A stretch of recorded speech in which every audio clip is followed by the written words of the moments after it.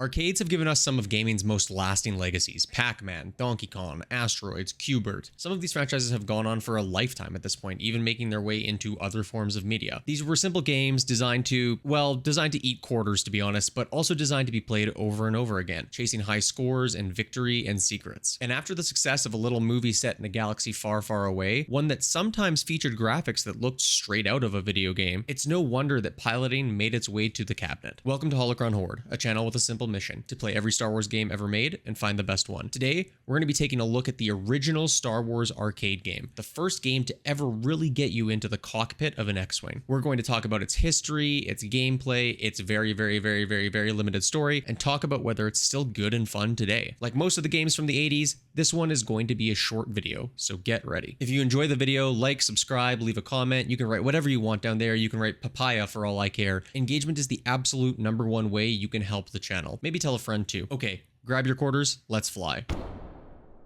The arcade version of Star Wars originally landed at your local quarter-sucking market in 1983. Developed by Atari, it later made its way to a series of home consoles, like the Atari 2600 and 5200, as well as early home computers and the Amiga. The version that I played for this review is the Atari 2600 version. For all intents and purposes, they're going to play the same, although I will say, I would love to one day get my hands on playing the arcade 1-up version of this cabinet, or the original, because the yoke controls would just be a ton of fun, I think. As I mentioned in my Empire Strikes Back Atari video, link on screen if you haven't watched that, an important part of Atari video games was how the console itself actually worked, so let's get that out of the way. In addition to your power and TV type switches, and your joystick and main button, you had a difficulty switch for player 1 and player 2, a game select switch, and a game reset switch. Star Wars Arcade is a single player game, so for difficulty switches, only the player 1 matters, and it just starts you on a slightly higher wave. More on that in a second. In the game, you're in the cockpit of an X-Wing, and it controls about how you'd expect flight movement to control. The vertical axis is inverted, the horizontal axis works as it should. Your movement is also where you're aiming, so it does mean that in addition to circumventing obstacles along the way, you're also aiming with inverted controls, which can throw some people off at first, but you do get used to it. The game has you go through 3 sections of the Death Star battle. The first has you fighting the TIE fighters surrounding the Death Star itself, and also shooting, I guess, fireballs, explosions. It says fireballs in the manual. The next section is you blowing off the tops of laser turrets while also dodging the bases of them while shooting fireballs. And the final section has you running the Death Star trench, avoiding catwalks, also shooting fireballs. Eventually in the trench, you get to the main reactor, hit it with a proton torpedo to destroy it, and restart all over again. Now on the next wave. You've got 8 points of shields when you start the game, and making it to a new wave restores 3. Run out of shields, game over. That's the game. There is some other stuff that happens. Sometimes a blue TIE Advance shows up, representing Vader's ship that you can blow away for extra points. There's also a bonus objective on the Death Star run. If you make it all the way to the reactor port without firing a single shot, and use your sole shot to destroy the Death Star, you get a big old score bonus for using the Force. Kind of cool. But other than that, that's all you're doing here. Unlike Empire Strikes Back, there aren't any additional modes to be had because this is an arcade game port. You go until you lose, and you see how high you can make it in the waves, and you see what your score is. Overall, honestly, it's still a pretty fun game. It's certainly a product of its time in the ways that it controls, the responsiveness, the fluidity. They all just feel a little less than the games that started to come in the 90s, but still a very playable game. This is a cabinet that I'd love to have at my home. It'd be a fun one to try and watch people play when they're over for other reasons. Let's clear something up real quick though before we move on to ranking this game.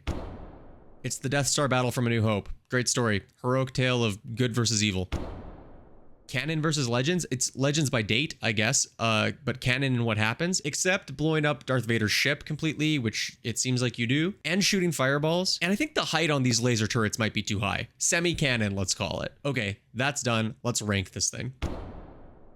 Star Wars Arcade, but on the Atari, would have been a formative experience for many people, especially this big old cabinet where you get inside it. God, this would be cool, especially in the 80s when you had nothing to compare it to, right? This is you in the cockpit of an X-Wing for the first time, running the Death Star trench. That experience is worth something. I also think, and people are going to disagree with me on this, that there's some kind of tangible value to, like, if you had this in cabinet form, either original or the arcade 1-up version, and you had some buddies over, you're hanging out or watching something, and everyone's just taking turns slowly trying to set a high score, that's a lot of fun too. I think that's pretty related to the cabinet. Not sure you'd get the same experience running it on an old Atari or emulating it or something. But when I look at the other games on this list, I actually do still think that even without that aspect, there's fun to be had here. Good, clean, simple fun. This game is so simple that they could re-release it on a phone today or something, and it'd probably be a real good quick session one and doneer when you're like on a commute on the train or other places. But where does it rank? This game has more charm to me than Flight of the Falcon does. Flight of the Falcon does have more variety, but I do think it plays worse, so it's definitely above that. I think we're gonna slide it just above the Atari 2600 Empire Strikes Back game. I like what this one is doing a little more than the Snow Speeders, but it can't really match the depth of what's going on in Jedi Power Battles, even if that game sometimes really sucks. But Star Wars Arcade is a more consistent experience. It was very close. They're probably honestly tied.